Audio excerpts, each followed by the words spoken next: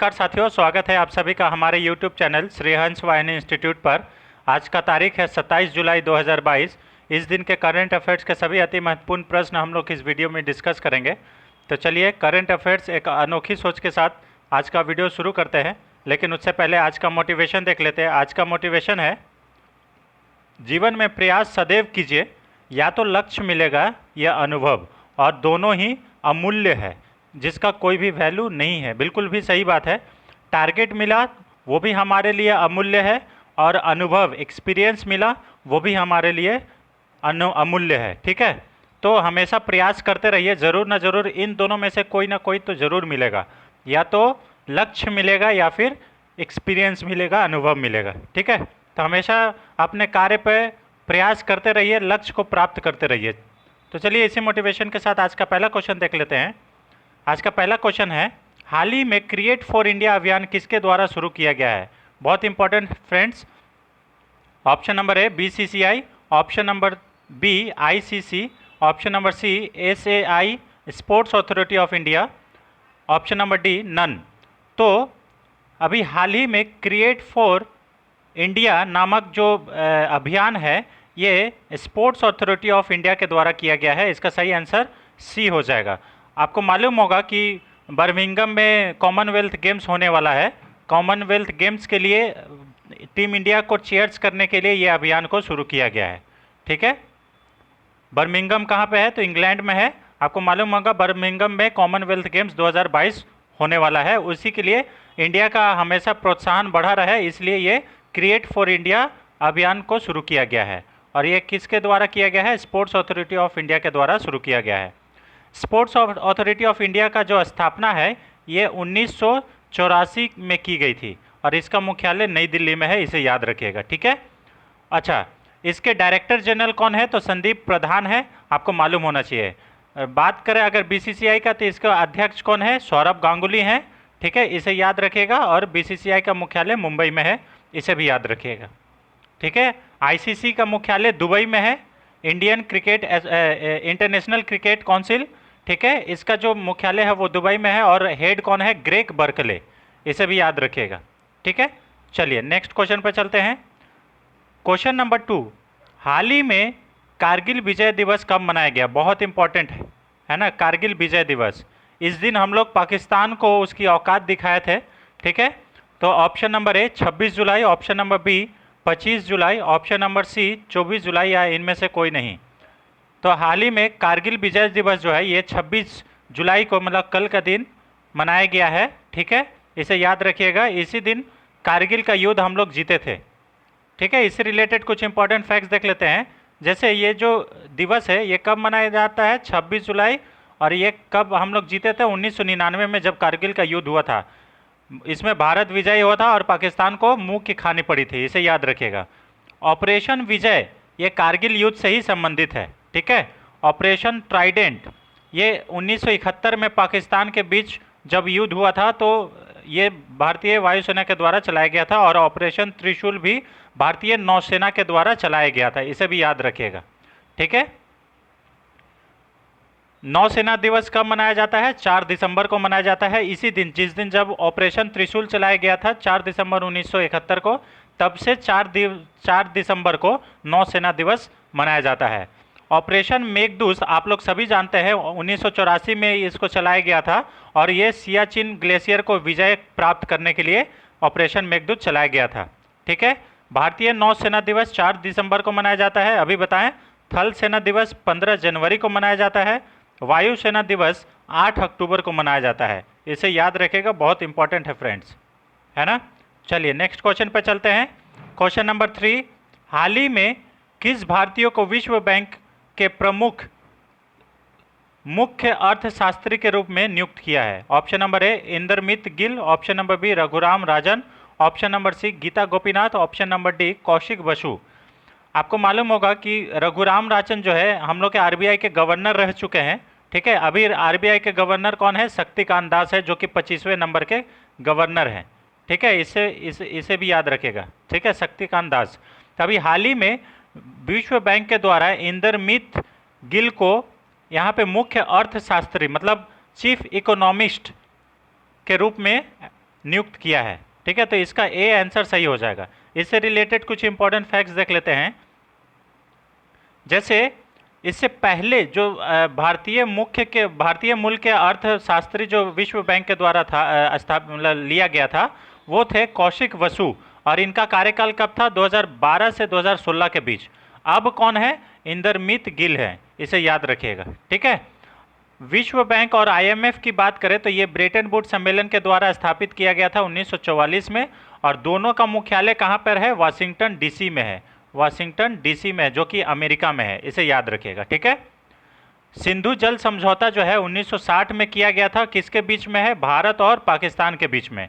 ठीक है, सिंधु जल समझौता। ओए अभी कुछ और अपॉइंटमेंट की बात करें तो ओएनजीसी विदेश लिमिटेड जो है, इसके नए प्रबंध निदेशक बने हैं राजर्षि गुप्ता, इसे याद रखिएगा। सैफ अहमद अंतर्राष्ट्रीय हॉकी महासंघ के नए कार्यवाहक अध्यक्ष के रूप में नियुक्त किए गए हैं। विनीत सरन जो है बीसीसीआई के नए एथिक्स ऑफिसर बने हैं, इसे भी याद रखिएगा। और राज शुक्ला संघ लोक सेवा आयोग के नए सदस्य के रूप में नियुक्त किए गए हैं, इसे भी याद रखिएगा। ठीक है, चलिए नेक्स्ट क्वेश्चन पर चलते हैं। क्वेश्चन नंबर 4, हाल ही में आयोजित 69वीं पुरुष सीनियर नेशनल कबड्डी चैंपियनशिप 2022 का खिताब किस टीम ने जीता है? ऑप्शन नंबर ए भारतीय railway, option number B Maharashtra, option number C Gujarat, या ऑप्शन नंबर डी हरियाणा। तो अभी हाल ही में 69वीं पुरुष सीनियर नेशनल कबड्डी चैंपियनशिप 2022 का खिताब भारतीय रेलवे के द्वारा जीता गया है। ठीक है, और किसको हराकर? तो मुंबई को हराकर, महाराष्ट्र को हराकर, इसे याद रखिएगा। ठीक है, देखिए ये जो कबड्डी चैंपियनशिप है, ये 1952 से ही आयोजित की जा रही है, और लगातार चौथी बार भारतीय रेलवे इस चैंपियनशिप को जीता है। भारतीय रेलवे बोर्ड के अगर सीईओ की बात करें तो अभी हाल ही में कौन है? विनय कुमार त्रिपाठी, इसे भी याद रखिएगा। ठीक है, और अगर आपसे पहला सीईओ पूछ लिया जाए कि भारतीय रेलवे बोर्ड के पहला सीईओ कौन थे, तो विनोद यादव हो जाएंगे, इसे याद रखिएगा। ठीक है, भारत के रेल मंत्री कौन है? आप लोग सभी को मालूम होगा, अश्विनी वैष्णव जी हैं। रणजी ट्रॉफी के विजेता कौन है? तो मध्य प्रदेश, और ये पहली बार जीता है ना, फर्स्ट टाइम। और किसको हराकर? महाराष्ट्र को हराकर, इसमें भी। ठीक है, संतोष ट्रॉफी किस खेल से संबंधित है? अच्छा, रणजी ट्रॉफी किस खेल से संबंधित है? तो ये क्रिकेट से संबंधित है। संतोष ट्रॉफी किससे संबंधित है? फुटबॉल से संबंधित है। इसमें केरल जो है ये विजय हुआ था, और किसको हराया था? पश्चिम बंगाल को, इसे याद रखिएगा। चलिए नेक्स्ट क्वेश्चन पर चलते हैं। क्वेश्चन नंबर 5, हाल ही में किस राज्य सरकार ने फैमिली डॉक्टर प्रोजेक्ट लागू करने की घोषणा किया है? Option number A Visakhapatnam Andhra Pradesh, option number B Bhopal Madhya Pradesh, option number C Gandhinagar Gujarat, option number D Patna Bihar. तभी हाल ही में विशाखापट्टनम आंध्र प्रदेश में फैमिली डॉक्टर प्रोजेक्ट शुरू किया गया है, और ये आंध्र प्रदेश सरकार के द्वारा शुरू किया गया है। ठीक है, आपको बताना है कि प्रोजेक्ट बोल्ड जो है, प्रोजेक्ट बोल्ड, ये किस राज्य सरकार का है और किस लिए है? ठीक है, प्रोजेक्ट बोल्ड, आप लोग कमेंट बॉक्स में जरूर आंसर दीजिएगा। ये किस राज्य सरकार के द्वारा शुरू किया गया है प्रोजेक्ट बोल्ड, और किस लिए शुरू किया गया है? तो इसका सही आंसर हो जाएगा option number A Visakhapatnam Andhra Pradesh. अब इससे रिलेटेड कुछ इंपॉर्टेंट फैक्ट्स देख लेते हैं। जैसे आंध्र प्रदेश जो है ये ग्रामीण, इसका उद्देश्य क्या है? इसका उद्देश्य ग्रामीण क्षेत्रों में जो डॉक्टर का सुविधा है उसको बेहतर करना, मतलब चिकित्सा जो सुविधा है उसको बेहतर करना, उसको बढ़ावा देना। आपको मालूम होगा कि ease of doing business ranking में आंध्र प्रदेश शीर्ष स्थान पर रहा है। वनों का सर्वाधिक वृद्धि जो है ये आंध्र प्रदेश में हुआ है, इसे भी याद रखिएगा। कुचिपुड़ी नृत्य जो है ये शास्त्रीय नृत्य है, किसका? आंध्र प्रदेश का। भाषाई आधार पर बनने वाला भारत का पहला राज्य भी आंध्र प्रदेश था, इसे भी याद रखिएगा। भाषा के आधार पर भारत का पहला राज्य बनने वाला आंध्र प्रदेश था। ऑपरेशन जो परिवर्तन है ये आंध्र प्रदेश के सरकार के द्वारा चलाया गया है, और किस लिए चलाया गया है? गांजे की खेती को रोकने के लिए। आंध्र प्रदेश की राजधानी क्या है? विशाखापट्टनम है। ठीक है, आंध्र प्रदेश के मुख्यमंत्री कौन है? जगन मोहन रेड्डी है। और आंध्र प्रदेश के राज्यपाल कौन है? विश्वभूषण हरिश्चंद्रन है।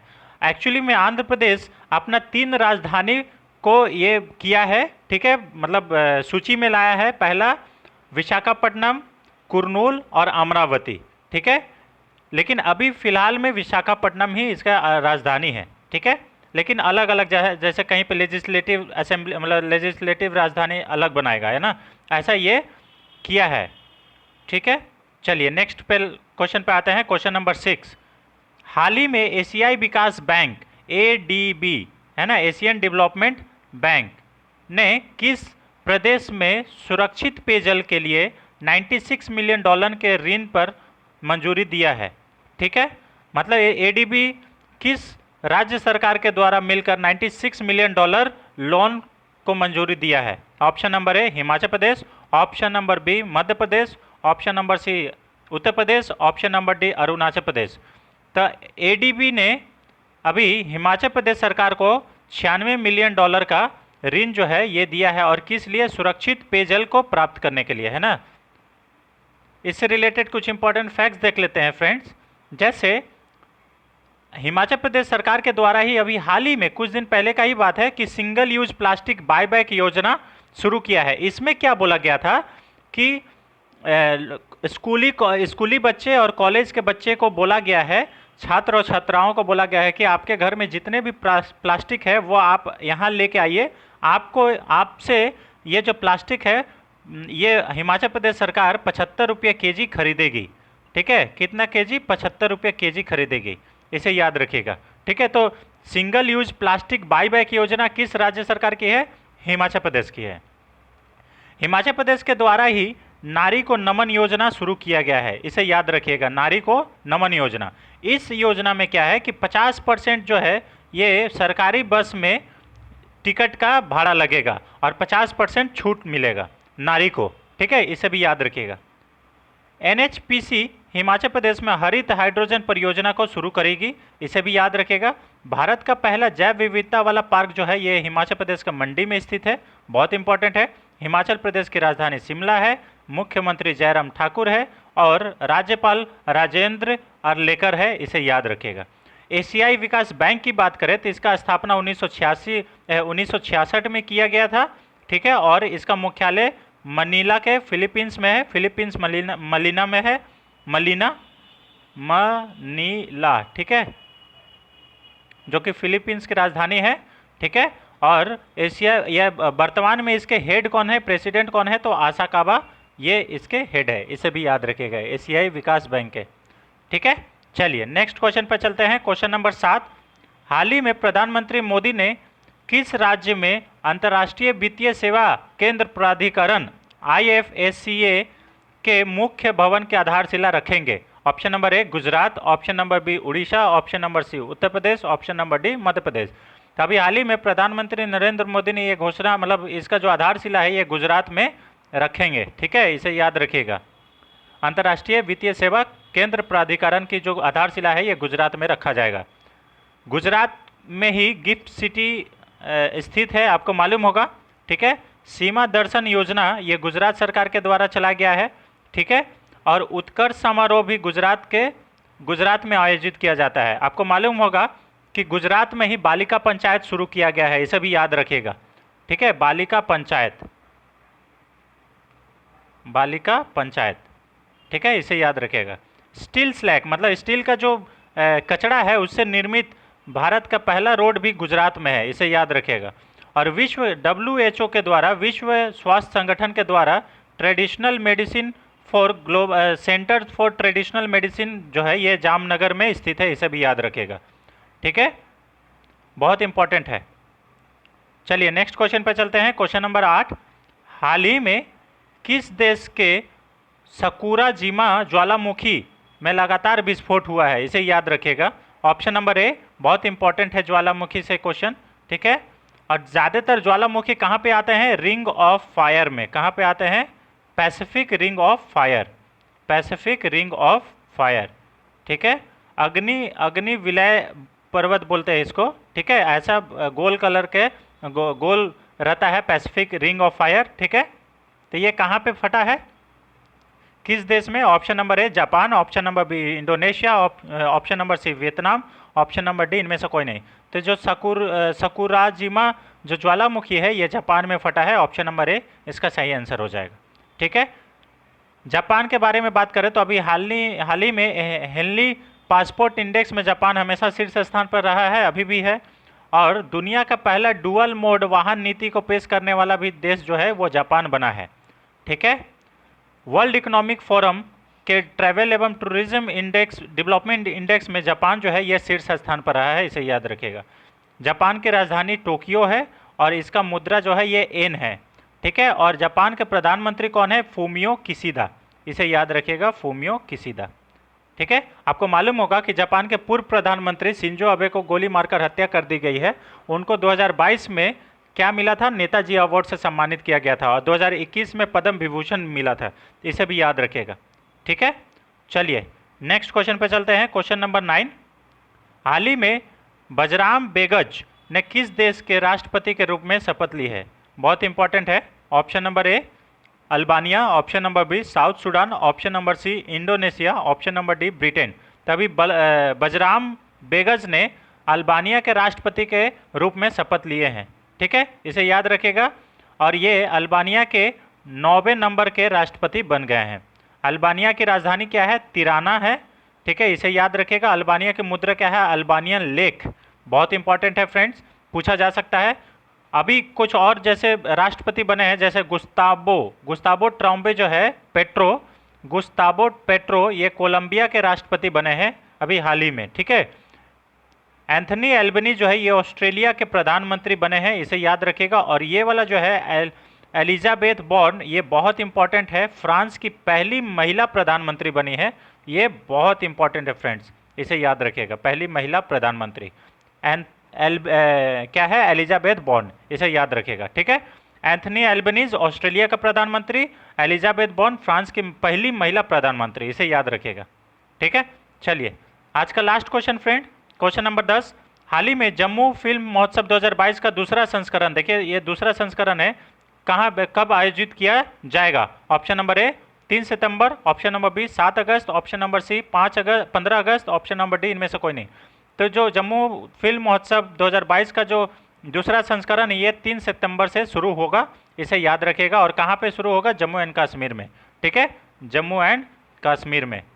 ठीक है, इसे याद रखिएगा, जम्मू एंड कश्मीर में। इसका राजधानी क्या है? श्रीनगर है इसका राजधानी, आप लोग सभी जानते हैं, श्रीनगर।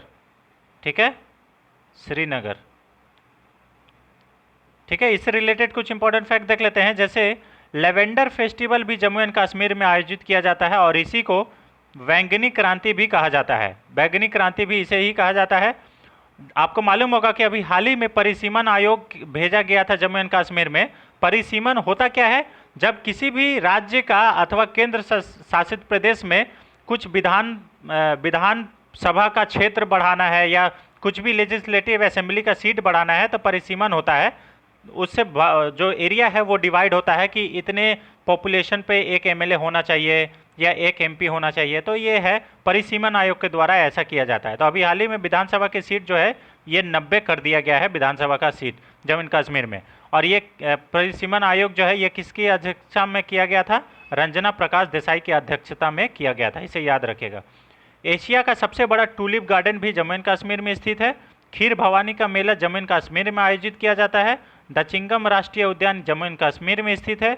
वुलर झील जम्मू एंड कश्मीर में स्थित है, इसे याद रखिएगा, बहुत इंपॉर्टेंट है फ्रेंड्स। और जम्मू एंड कश्मीर के नए राज्यपाल कौन बने हैं? तो मनोज सिन्हा जी बने हैं, इसे भी याद रखिएगा। अभी उसी का बगल में लद्दाख भी है, तो लद्दाख से पूछ सकता है। जैसे लोसार फेस्टिवल जो है, लोसार फेस्टिवल ये लद्दाख में मनाया जाता है। स्पुतिक गस्टर फेस्टिवल ये भी लद्दाख का है। ठीक है, हेमिस राष्ट्रीय उद्यान ये भी लद्दाख में स्थित है। ठीक है, और सोकर लेक जो है, ये सोकर झील ये भी लद्दाख में है। और आपको मालूम होगा कि पेंगोंग सो लेक जो है, पेंगोंग सो लेक वो भी लद्दाख में है, स्थित में है, इसे याद रखिएगा, पेंगोंग लेक। ठीक है, पेंगोंग लेक जो है इसी का लेक का मतलब ये जो लेक है पेंगोंग सो लेक, ये आपको 3 इडियट्स मूवी में भी देखने को मिल जाएगा। ठीक है, तो ये रहे फ्रेंड्स आज के 10 अति महत्वपूर्ण प्रश्न। आई होप आपको अच्छा लगा होगा, वीडियो पसंद आया होगा। अगर वीडियो आपको पसंद आया है और अगर आप चैनल पर नए हैं तो चैनल को ज़रूर सब्सक्राइब करें फ्रेंड्स, ताकि हमारा भी मोटिवेशन बना रहे।